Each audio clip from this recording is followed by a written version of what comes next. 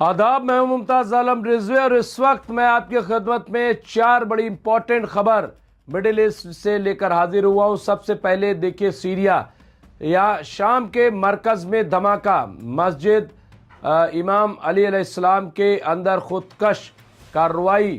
یہاں پہ سحر نیوز کی یہ خبر ہے، یہاں پہ دیکھ سکتے ہیں آپ۔ المائدین ٹیلی ویژن نے مقامی ذرائع کے حوالے سے خبر دی ہے کہ دہشت گردانہ دھماکہ وادی الذہاب کے محلے میں امام علی علیہ السلام مسجد کے اندر ہوا، اور ابتدائی معلومات سے معلوم ہوتا ہے کہ یہ خودکش حملہ تھا۔ رپورٹ میں بتایا گیا ہے کہ شام کی عبوری حکومت کی سیکیورٹی فورسز نے وادی الذہاب میں جائے وقوع اور اس کے اطراف کے علاقوں کو اپنے گھیرے میں لے لیا ہے اور آنے جانے پر پابندی عائد کر دی ہے۔ تو یہ آپ دیکھیں، یہ اپنے آپ میں ایک بڑی خبر ہے۔ خبر یہ ہے کہ اس میں 8 لوگ ہلاک ہوئے ہیں جبکہ 21 سے 22 لوگ زخمی ہوئے ہیں۔ تو یہ حالات وہاں کے بڑے کشیدہ ہیں۔ یہ خودکش حملہ کس نے کیا ہے ابھی کسی نے اس کی ذمہ داری نہیں لی، لیکن IS وہاں سرگرم ہو گیا ہے، وہاں بہت تیزی سے وہ اپنے پیر پھیلا رہا ہے۔ تو کیا اسی کی ایک کارروائی ہے؟ بہرحال ابھی رپورٹ آنا باقی ہے۔ دوسری بہت امپورٹنٹ خبر، فلسطین سے آئی خوفناک رپورٹ۔ بیت المقدس میں 1103 سے زائد فلسطینی شہید، 11,000 زخمی، 21,000 سے زائد اغوا۔ سحر نیوز عالم اسلام سے ہے کہ فلسطینی ذرائع نے نابلس کے جنوب مغرب میں واقع گاؤں تل پر صہیونی حکومت کے قابض فوجیوں کے دھاوے کی خبر دی ہے۔ اطلاعات کے مطابق صہیونی دہشت گردوں نے ایک فلسطینی نوجوان کو اغوا کر لیا۔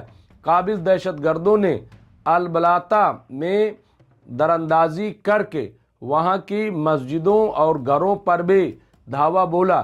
اس کے علاوہ جنین شہر کے جبل ابو ظہیر الخلیل کے شمالی مشرق میں واقع شہر دورہ اور قصبے سعیر شمالی مغربی کنارے میں واقع طوباس کے الفارا کیمپ، رام اللہ کے دیر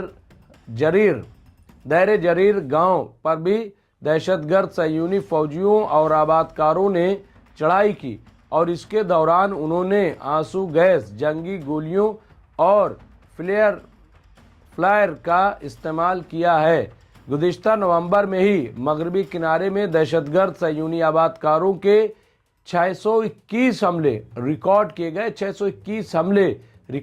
گئے، جن میں فلسطینی شہریوں اور ان کی املاک کو نشانہ بنایا گیا ہے۔ اس کے علاوہ غزہ کی پٹی کے خلاف جنگ کے آغاز سے اب تک دہشت گردی صہیونی فوجی اور آبادکاروں نے مل کر مغربی کنارے اور بیت المقدس میں 1103 سے زائد فلسطینیوں کو شہید کر دیا ہے، تقریباً 11,000 کو زخمی اور 21,000 سے زائد کو اغوا کیا۔ 21,000 تعداد، آپ سوچئے، یہ چھوٹی موٹی تعداد نہیں، بہت بڑی تعداد ہے 21,000۔ تو یہ بہت امپورٹنٹ خبر تھی۔ نمبر 3 سنا سے یہ ہے، سنا مزاحمت کے اصولوں پر پوری طرح قائم۔ یہاں پہ کسی قسم کی جارحیت کی صورت میں بھرپور جواب دیا جائے گا، یہ تحریک انصار اللہ کی طرف سے بیان آیا ہے۔ سنا جو کہ یمن کی راجدھانی ہے، وہاں سے یہ خبر ہے۔ سحر نیوز عالم اسلام۔ تفصیلات کے مطابق یمنی تحریک انصار اللہ کے سینئر رہنما نے یمن اور لبنان کے خلاف کسی بھی ممکنہ جارحیت کا سخت اور فوری جواب دینے کے عزم کا اظہار کرتے ہوئے کہا ہے کہ سنا مزاحمت کے اصولوں پر پوری طرح قائم ہے، جبکہ ریاض اور ابو ظبی واشنگٹن اور تل ابیب کے منصوبوں کو عملی جامہ پہنانے میں مصروف ہیں۔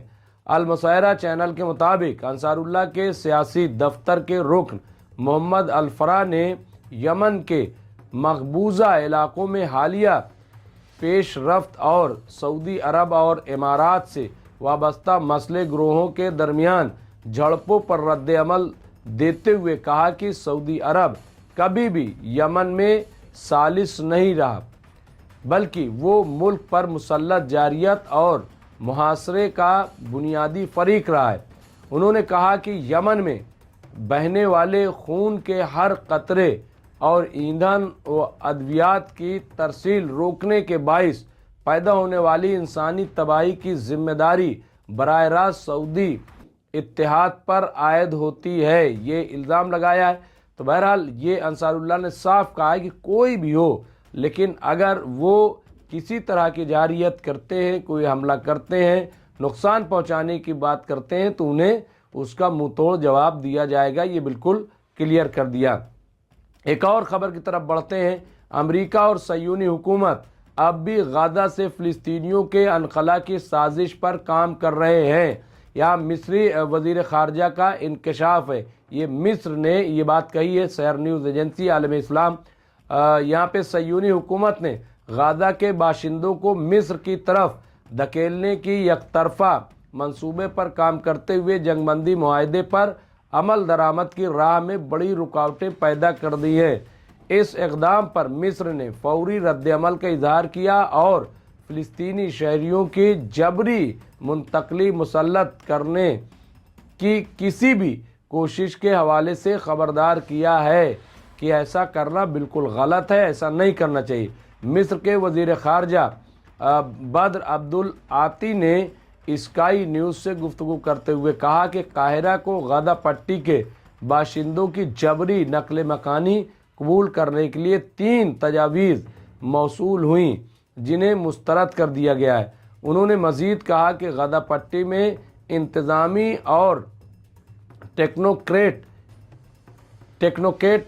ٹیکنوکریٹ کمیٹی کی تشکیل اور تعیناتی پر عرب ممالک کے درمیان اتفاق رائے پایا جاتا ہے، اور یہ طریقہ کار فلسطینی تنظیموں کو بھی منظور ہے۔ تو بہرحال یہ بڑی امپورٹنٹ خبریں تھیں جو ہم نے آپ کی خدمت میں پیش کی ہیں کہ یہ صورتحال آپ دیکھ سکتے ہیں۔ تو اس طرح کی جو بھی اور خبریں ہوں گی، جو بھی اپڈیٹس ہوگی، وہ ہم آپ کی خدمت میں پیش کرتے رہیں گے۔ دیکھتے رہیں MMC نیوز انڈیا۔ بہت بہت شکریہ۔